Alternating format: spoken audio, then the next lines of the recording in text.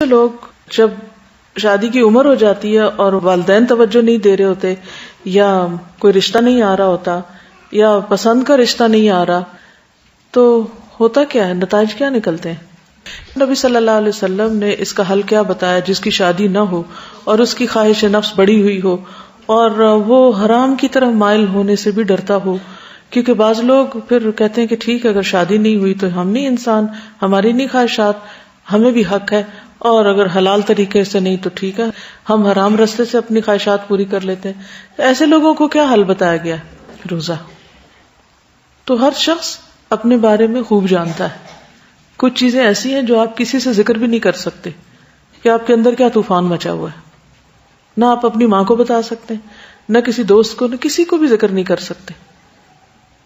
ایک نیچرل چیز ہے نا، اللہ نے اندر رکھ دی ہے تو وہ سر اٹھائے گی۔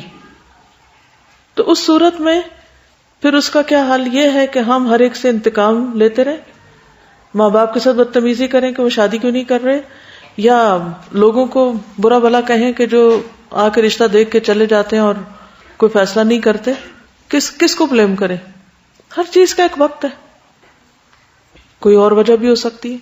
تو ایسی صورت میں پھر یاد رکھیے کہ شادی ایک ضرورت ضرور ہے، لیکن اگر کسی وجہ سے نہیں ہوئی تو حضرت عائشہ کی مثال کو سامنے رکھ لیں۔ 18 سال کی عمر تو بیوہ ہو چکی تھی، وہ 48 سال زندہ رہی ہیں بعد میں، کتنی پروڈکٹیو لائف گزاری ہے انہوں نے، 2000 سے زائد احادیث روایت کی، کتنی علم کی خدمت کی ہے۔ اسی طرح اور بھی بہت سی خواتین ایسی ہیں۔